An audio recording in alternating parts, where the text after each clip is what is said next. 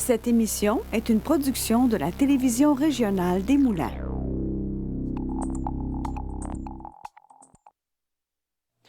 Aujourd'hui au bulletin, une attaque informatique provoque la fermeture des cégeps dans la Naudière. 100 nouveaux logements abordables pour les aînés seront construits dans la région. Le gouvernement annonce un nouveau bureau de projet pour le quartier universitaire de Terrebonne. Et la chronique sport avec nos collaborateurs. Je suis Charles Lantier et bienvenue à votre bulletin d'actualité régionale.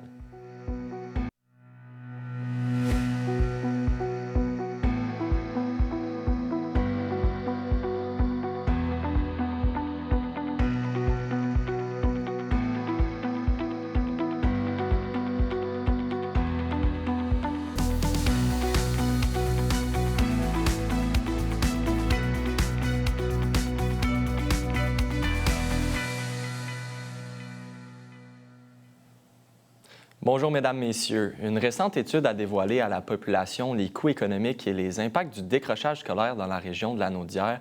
Pour en parler, je reçois Mme Anne-Marie Picard, directrice générale du Creval. Bonjour à vous. Bonjour. Donc, parlez-moi un peu des grandes lignes de cette étude-là. La première grande ligne, je vous dirais que ça a causé un électrochoc là, parce que M. Frédéric Lorrain, là, qui est l'économiste qui a fait l'étude, qui est de l'UQTR, donc évalue l'impact économique pour 1,87 milliard de dollars par année juste pour notre région. Donc, c'est ce que ça nous coûte, le décrochage scolaire dans la Naudière. Parmi les autres grandes constatations, il y a le taux de littératie, donc les compétences en lecture de la population. On a 55,9 de notre population qui n'atteint pas le niveau 3. Puis ça, le niveau 3, c'est le niveau minimum pour travailler, pour vivre en société, pour se débrouiller, à comprendre ses prescriptions, à faire son budget familial. C'est des choses qui sont impossibles. Et le troisième grand constat, dans le fond, c'est le taux de scolarisation de la population adulte. Si on prend la population qui n'a pas de diplôme secondaire et celle qui n'a qu'un diplôme secondaire, on est à peu près à 35 de notre population. Donc, ces constats-là ont un impact considérable sur notre région. J'imagine que c'était une étude nécessaire, vraiment, là, et très pertinente, d'ailleurs. Nécessaire, oui, parce que les seuls chiffres qu'on avait avant l'étude de M. Lorrain, c'est des chiffres de M. Potvin, qui est aussi un économiste, mais qui a fait le calcul pour le Québec. Et aussi, son étude était peut-être moins complète que celle-ci. Donc, nous, on trouvait au Creval important d'avoir des données qui sont plus mobilisatrices. Donc, le coût pour notre région, ça nous parle plus que le coût pour le Québec ou pour le Canada. Donc, ça, c'était une première utilité de ça. Et la deuxième utilité, c'était de voir là où le bas blesse. T'sais, là, on dit, nous, c'est le niveau de scolarisation des adultes, puis la littératie, que c'est des deux grands enjeux. J'aimerais savoir un peu les moyens de contrer un peu cette problématique-là. Je sais que le Creval fait des projets d'action dans la communauté. Là. Parlez-moi un peu des moyens de contrer ça. Bien, nous, notre mission, Creval, c'est vraiment de faciliter la concertation de tous les gens qui veulent contrer le décrochage scolaire dans la région. Et parmi les conclusions de M. Lorrain, là, au niveau de cette étude-là, bien évidemment, l'importance d'agir. Le fait aussi de briser le lien intergénérationnel, c'est du décrochage scolaire. Tu sais, quand on parle d'une population adulte qui est non scolarisée, c'est des parents qui n'ont pas l'information nécessaire pour bien accompagner leur enfant qui va aller à l'école parce qu'ils ne l'ont pas fait ou parce que ça a été négatif. Quand on pense juste aux jeunes qui s'en vont au collégial ou en formation professionnelle à l'université, ce sont des parents qui n'ont aucune connaissance de ces milieux-là. Donc, il faut briser ce legs-là. Il faut accompagner les jeunes et les parents à mieux accompagner leurs enfants dans tout ça. Donc, ça, c'est un premier constat. Le deuxième constat, c'est vraiment de poursuivre le travail concerté. M. Lorrain a salué là, le travail des instances régionales de concertation en réussite éducative comme le Creval. Il y en a 18 au Québec qui sont regroupés au Réseau québécois de la réussite éducative.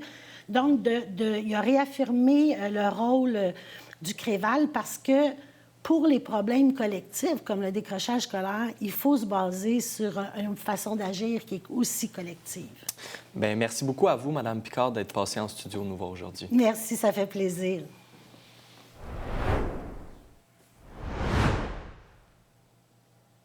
Depuis vendredi dernier, les étudiants collégiaux de la région sont pris dans une incertitude marquée. En effet, le système informatique de l'ensemble des 4 établissements du cégep de Lanaudière a été victime de pirates informatiques, ce qui provoque la fermeture des différents établissements depuis une semaine. J'ai pu m'entretenir avec des étudiants qui vivent cette incertitude en pleine fin de session. On était vraiment dans le questionnement. Ensuite, on a attendu jusqu'à mardi soir. Donc, hier soir, on a reçu un autre mémo après une réunion de la direction avec l'informatique qui disait qu'ils n'ont pas réussi encore à rétablir les serveurs, mais on a vu quand même que ça a avancé, là. Je pense qu'on est en bonne main avec la firme, les techniciens, puis il y a une très bonne gestion là, de la part de la direction. Qu'est-ce qui était moins clair dans les énoncés, c'est est-ce qu'on continue à remettre des travaux? Même si les cours sont tous suspendus, même si les enseignants n'ont pas de prestations de travail obligatoires et personne ne peut se rendre sur les lieux du cégep. Donc, le cégep est sur pause, on ne peut pas avancer. On fait du mieux qu'on peut. Puis là, les enseignants non plus n'ont pas d'informations sur comment ça va se passer la suite. Donc, c'est embêtant pour les travaux, puis la remise et pour nos résultats finaux. Donc, surtout par exemple, moi, si je prends mon exemple, j'avais tout planifié cette semaine que je fasse le plus d'examens finaux possible. Puis, tu sais, on a le choix pour nos oraux finaux. On peut choisir la date, donc j'avais tout mis. Là, à ce moment-là, c'est quoi? Ça va être la semaine prochaine, dans 2 semaines. Tout là va être condensé en une semaine, puis là, ça va être du stress, beaucoup de travaux et beaucoup d'énergie. Pour sa part, le cégep de Lanaudière affirme travailler à pied d'œuvre à renforcer et sécuriser le système informatique. L'enquête et les travaux avancent bien. Toutefois, la direction ne prévoit pas une réouverture avant lundi prochain. Revenez-nous après la pause.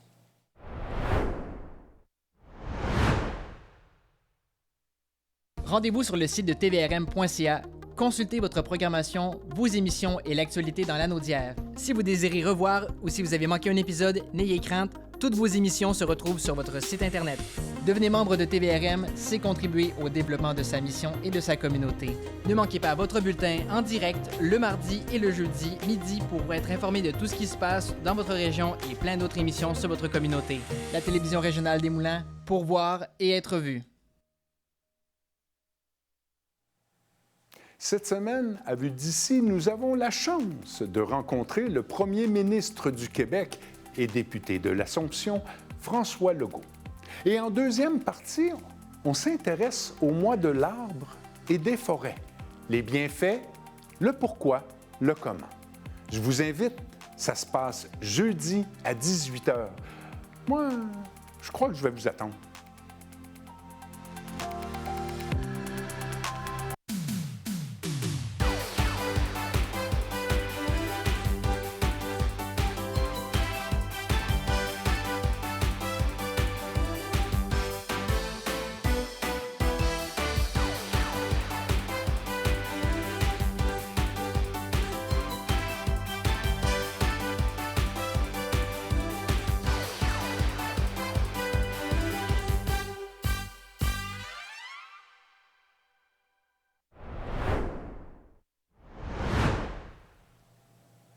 Plusieurs personnes étaient rassemblées vendredi dernier à la cité Génération 55+, pour l'annonce de la construction de 100 logements abordables pour aînés à Terrebonne.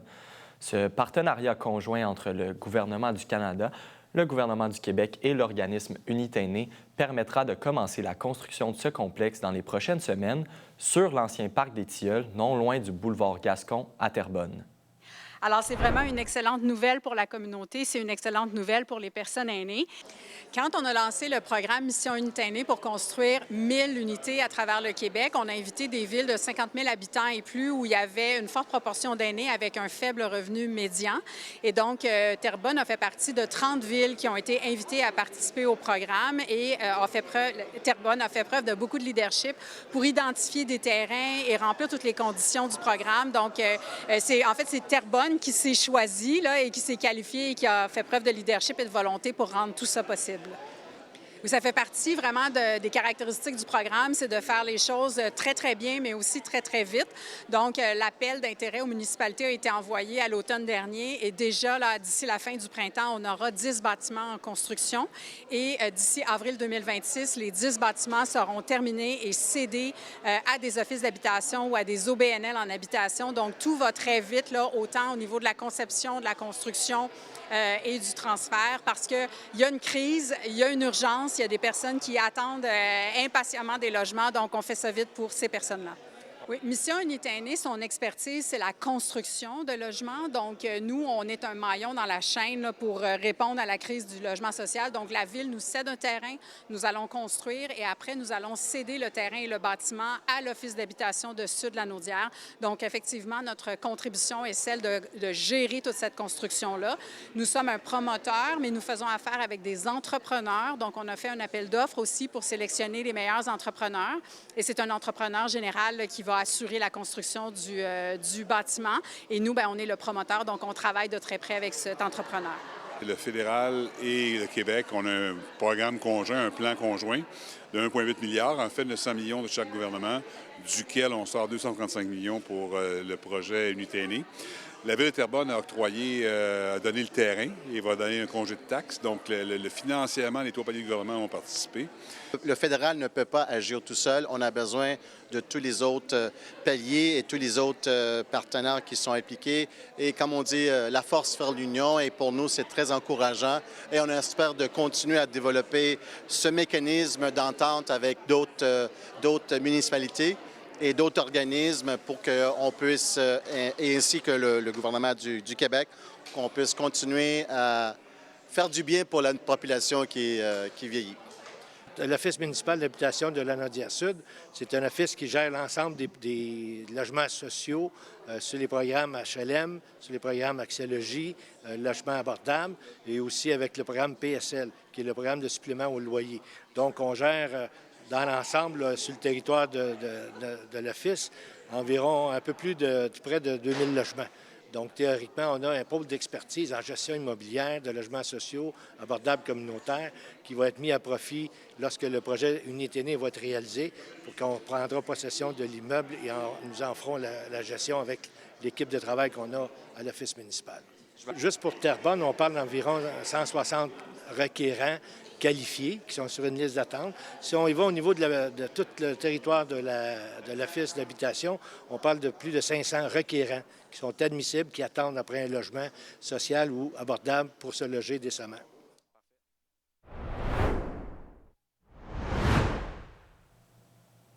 Le député de l'Assomption et premier ministre du Québec, François Legault, était de passage à TVRM pour l'émission Vue d'ici, diffusée ce soir à 18h. Notre chroniqueuse Maude Ravenel vient nous donner un aperçu de l'entrevue. Bonjour Maude. Bonjour. Donc, François Legault est venu, Gilles Fontaine a pu l'interviewer. Dans le fond, là, si on se rappelle, la CAQ, elle a été élue en 2018. Elle a ensuite été reconduite au pouvoir à majorité en 2022. Et on peut dire que dans ces années-là, la CAQ a eu une grande popularité auprès de la population. D'ailleurs, ils étaient majoritaires, ils le sont encore. Mais cette année, il y a eu quelques chutes libres pour le gouvernement de la CAQ. Donc, on en a profité pour parler à François Legault, dans le fond, comment il avait trouvé son année électorale, dans le fond, son bilan parlementaire. Donc, qu'est-ce qu'on va parler? On va parler de la santé, bien évidemment. On le sait, c'est difficile en santé cette année. Il y a encore des négociations avec la Fédération des infirmières du Québec.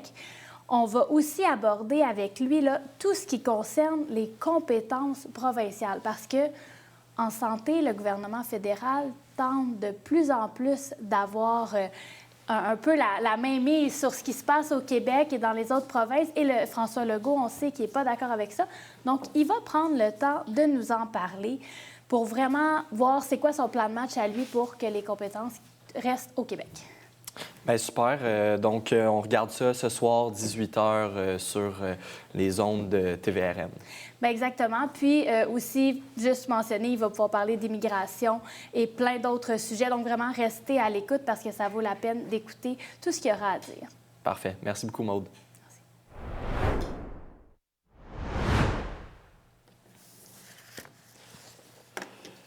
Le gouvernement du Québec a annoncé jeudi dernier un financement de 550 000 afin de soutenir le projet du quartier universitaire de Terrebonne en partenariat avec l'UQTR. Cette somme permettra de mettre sur pied un bureau de projet afin d'évaluer les besoins et les coûts liés à la mise sur pied du quartier. Plusieurs personnes s'étaient rassemblées au cégep de la Naudière à Terrebonne pour l'annonce. Voici le reportage. En fait, ce bureau-là, comme M. Blanchet a dit, c'est pour établir les détails du projet. On a eu une maquette, on a eu le concept. Le gouvernement, nous avons approuvé le projet. Maintenant, avant de commencer à construire, il faut connaître les coûts exacts parce qu'ultimement, le ministère de l'Enseignement supérieur va devoir supporter les frais de location qui vont être encourus par le campus. Donc, le bureau de projet, c'est pour cerner le détail de ce que va représenter ce projet-là, puis le partir en exécution peu de temps après. Le bureau de projet, c'est les spécialistes. Il y a des gens à l'université, il y a des gens qui travaillent avec le promoteur Médifice qui nous aideront. Donc, déjà, nous, on sait à peu près les personnes. On est en train d'embaucher les gens déjà pour le peupler. Et on est déjà engagé dans le travail pour faire cette précision-là du projet. Donc, c'est ce que le bureau de projet fait. En sachant les programmes, il détermine quel type de salle de classe, quel type d'édifice, quel type d'équipement on doit mettre. Et ça nous permet alors de savoir combien ça coûtera. Et puisque c'est un promoteur qui le construit, bien, combien de loyer le loyer sera pour l'université? Écoutez, eux parlaient d'un échéancier entre 27 et 28 pour cette première phase-là. Mais encore là, on va voir, suivre les étapes au fur et à mesure. C'est une première étape pour le bureau de projet. On va suivre ça au cours des 12 prochains mois. Puis quand on recevra le tout au ministère de l'Enseignement supérieur, ce sera analysé, bien sûr, par le ministère. Puis on verra de quelle manière on passe aux prochaines étapes. Comme je le disais, on a à peu près quand même quasiment un tiers de parents dans nos étudiants qui font des retours aux études. Donc, si on veut les garder, il faut leur offrir la possibilité d'avoir des services de garde à proximité. Selon moi, d'avoir une cité étudiante, on ne peut pas passer à côté d'avoir des milieux de garde pour les enfants des étudiants, c'est sûr et certain.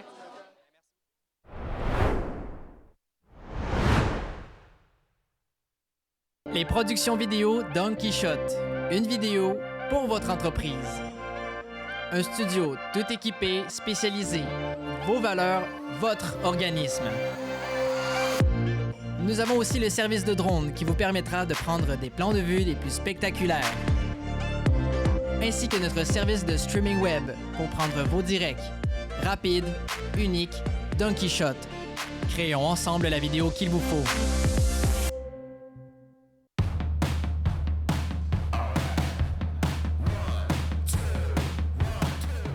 Vous êtes fan d'événements culturels et de tout ce qui se fait localement, l'émission Les Arts Lanaudière est l'émission que vous devez regarder à chaque semaine parce que non seulement on vous présente des artistes locaux, mais également toutes les activités culturelles qu'on peut faire en solo, en duo, en famille et entre amis. Bienvenue à Les Arts Lanaudière.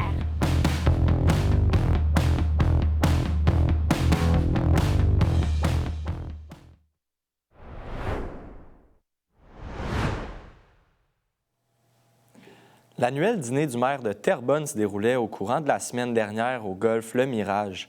Le maire Mathieu Traversy en a profité pour parler des accomplissements de la ville au cours de la dernière année. J'ai aussi pu lui parler des projets futurs de la municipalité.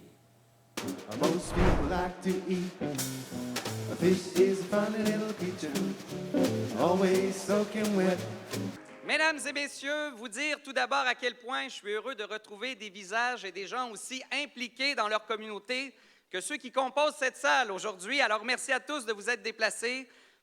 On a une grosse communauté à Terrebonne qui s'est déplacée aujourd'hui. Donc, plus de 320 personnes étaient présentes au Golf Le Mirage pour venir à ce dîner traditionnel du maire. Donc, j'ai eu la chance de pouvoir au moins exprimer quelques visions ou quelques projets qui s'en viennent à la ville de Terrebonne au cours des prochaines années. Donc, plusieurs éléments ont attiré l'attention, mais tout d'abord, très fier de la mobilisation des gens d'affaires de l'ensemble de Terrebonne et de la MRC des Moulins. On ne pouvait pas commencer ce dîner du maire sans faire un mini-retour sur le 350e anniversaire de la ville de Terrebonne qui a été haut en couleur, qui a permis des événements grandioses à la ville de Terrebonne, qui a permis aussi à près de 250 000 personnes de partout à travers le Québec de converger vers chez nous pour découvrir notre ville et notre municipalité. Donc, j'en suis très fier. J'ai remercié aussi les partenaires, donc le gouvernement du Québec, le gouvernement fédéral, ainsi que l'ensemble de la communauté, donc des gens d'affaires industriels et commerciales qui ont mis de l'argent dans ces festivités, donc plus d'1,5 million pour les gens d'affaires à Terrebonne, pour nous permettre de pouvoir célébrer notre passé, notre présent, puis espérer pour l'avenir. Cette année qui a été extraordinaire et qui en a valu 10, c'est ce que je voulais dire, donc fini avec un surplus. Et qu'est-ce qu'on va faire avec ce surplus? La Ville de Terrebonne réfléchit actuellement à certains éléments, et une des pistes de réflexion qu'on a, c'est qu'une des activités les plus populaires de la part de la population de Terrebonne et des gens qui sont venus nous visiter était le spectacle Au fil de l'eau AVA. Donc, de mettre en valeur l'étang des Moulins, l'écluse. Et là-dessus, on réfléchit à peut-être utiliser des sommes pour continuer à mettre en valeur donc ce point névralgique du centre-ville de Terrebonne, qui est celle de l'étang des Moulins. Qu'on souhaite vouloir enfouir les fils dans le Vieux-Terrebonne. Donc, il reste une partie à effectuer. Il y a 20 ans, on avait commencé l'opération donc sur la rue des Braves, Sainte-Marie et Saint-François-Xavier, une partie également de la rue Saint-Pierre. Donc, quand vous regardez le Vieux-Terrebonne, il reste encore plusieurs rues qui n'ont pas été remises à neuf à ce niveau. Ça va nous permettre de refaire les trottoirs, de remettre, dans le fond, une luminosité qui va être plus sécuritaire, qui va être plus attrayante aussi pour les gens qui habitent le secteur. Donc, qui va redonner du oomph à notre cœur historique du patrimoine à Terrebonne. Donc, Urbanova, à terme, c'est 30 000 nouveaux résidents donc, sur le territoire de Terrebonne. C'est plus de la moitié que la ville de Mascouche. C'est quand même pas rien. Donc, là-dessus, je pense qu'il faut que les infrastructures soient là et il faut qu'on soit capable, donc, de permettre une qualité de vie dans le secteur qui est attendue de la part des nouveaux résidents qui veulent venir s'y établir. Donc, on travaille à développer un échangeur d'Urbanova pour désenclaver le secteur de Terrebonne-Ouest où la plupart des résidents doivent prendre, malheureusement, la côte Terrebonne pour pouvoir en sortir ou si ce n'est qu'un axe sur la 640 qui est présentement disponible.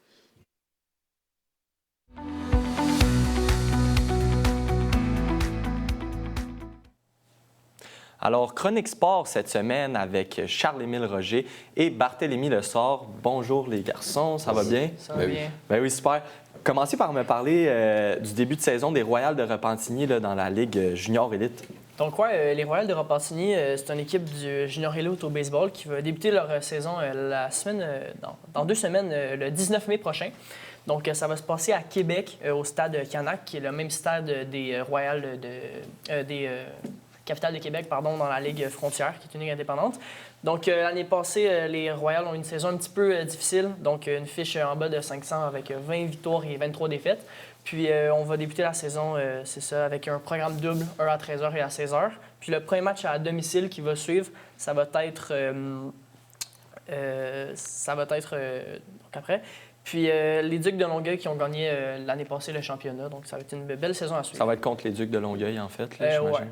Super. Bien, parlez-moi un peu à quoi s'attendre. Nouvelle recrue, je crois, pour l'équipe aussi. Oui, puis on a même prolongé les contrats de l'entraîneur-chef Mathieu Granger puis du directeur général Marc-André Ronda jusqu'en 2025. Donc, on n'a pas changé le personnel, on a plus opté pour une continuité au niveau des Royals de Repentigny.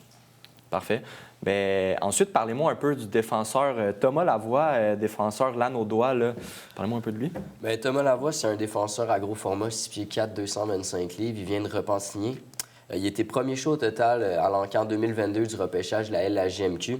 Il a fait 24 points en 65 rencontres l'an dernier dans la Ligue de la LHJMQ. Il a même un potentiel de se faire repêcher dans la Ligue nationale. Selon niveau espoir, il est classé à peu près entre la 2e et la 5e ronde. Donc, son état peut varier en fonction de ses performances. Ouais, mais, exactement. Il a été classé 57e patineur nord-américain, ce qui exclut les joueurs européens. Donc, on s'attend entre un choix de 2 à 5e ronde. Les experts pourraient être intéressés par Thomas Lavoie s'il cherche un gros défenseur fiable défensivement, Comme on a dit, 6 pieds 4, 225 livres. Capable de jouer très physique aussi. Ce qui est très recherché exactement durant les séries de la LNH. J'imagine qu'il va continuer sa préparation au courant de l'été. Là, on attend pour le repêchage qui va suivre cet été. C'est ça. Puis, tu sais, même s'il n'est pas repêché cet été, rien n'empêche pour lui de signer après ou de continuer sa carrière. Si c'est pas terminé, si jamais il ne trouve pas fruit. Exactement. Donc, ouais, il a le droit à une deuxième éligibilité au repêchage de la LNH. Puis, je sais qu'il va vouloir travailler son coup de patin, qui est quand même bien un bon coup de patin, mais c'est pas sa force. Comme on dit, c'est son côté défensif. Mais tout de même, cet été, il va travailler 100% ses faiblesses. Parlons ensuite de la liste CSR pour le repêchage, de la LHJMQ là, qui s'en vient aussi. Oui, bien, il y a beaucoup de joueurs de la Nadière. Premièrement, on a Jaden Plouffe, qui est classé 4e au total de l'encamp de la LHJMQ, qui est un bon attaquant qui joue avec le collège Esther Blondin. Il risque de sortir très tôt, c'est ça. Donc, Jaden Plouffe, c'est ça, un très bon attaquant. Il a des bonnes mains, il a une très bonne agressivité. Il se décrit comme un joueur physique avec des bons atouts d'attaquant, donc avec des très bonnes mains et un très bon lancer. Puis il risque de sortir très tôt dans le repêchage. Exactement. Suivi de... Celui-là n'est pas classé, mais Dimitri Bédard, qui joue pour les Pionniers de la Nadière, qui est un attaquant éligible au repêchage. Suivi aussi du Félix Ménard, le gardien de Saint-Sacrement, qui est toujours éligible. Donc, ce qui est une bonne nouvelle pour les joueurs de la Nadière, puisque nous avons quand même 7 joueurs qui sont éligibles pour rester à Blondin, suivi de 4 joueurs pour la Nadière et 2 joueurs pour Saint-Sacrement. Il y a quand même une belle relève là, dans la région. On réussit à continuer à former des joueurs, autant dans le programme de développement 3A, autant... dans la LGMQ et tout. Exact. Puis, Thomas Lavoie, on en parlait tantôt. C'est ça, il vient de Repentigny, qui est une ville juste à côté d'ici. Puis je trouve ça encourageant pour le hockey lanaudois puis pour les gens d'ici. Donc on voit qu'on peut très bien réussir en provenant d'ici. C'est tout de même rassurant qu'on a vu un peu plus tôt cet été avec Hockey Québec qui a eu un petit accrochage, mais comme on voit, la relève québécoise et la Nadière est très présente dans les repêchages. Au service, oui. Super, les gars. En terminant, vite, il y a le départ des bâtisseurs de Montcalm là, dans la LNAH là, qui quitteront la Ligue, malheureusement. Oui, bien, malheureusement, c'est un départ pour les bâtisseurs de Montcalm qui ont juste eu une saison dans la LNAH. Saison difficile, donc. Oui, dernier au classement, excusez-moi, avec une fiche de 13-23. C'est un départ inattendu, mais tout de même, avec une saison aussi décevante, je sais qu'il y a eu... Les partisans étaient toujours présents malgré cela, mais c'est un problème vraiment de propriétaire. Je pense qu'il y a des problèmes, problèmes hors glace, problèmes d'argent et tout. Puis donc, c'est ce qui explique qu'il n'y aura pas de deuxième saison. Peut-être, qui sait, seront remplacés par une autre équipe dans la région au cours de la prochaine année. Là. Ça se pourrait très bien. On l'espère là, pour propulser notre hockey dans la Nadière. Donc, merci beaucoup les gars d'avoir été là aujourd'hui. C'est très apprécié. Au plaisir de vous revoir. Merci beaucoup. C'est ce qui conclut votre bulletin d'actualité régionale du 9 mai. On se retrouve jeudi prochain. D'ici là, vous pouvez aller sur notre chaîne YouTube ou sur notre site Internet pour regarder toutes nos émissions. À bientôt.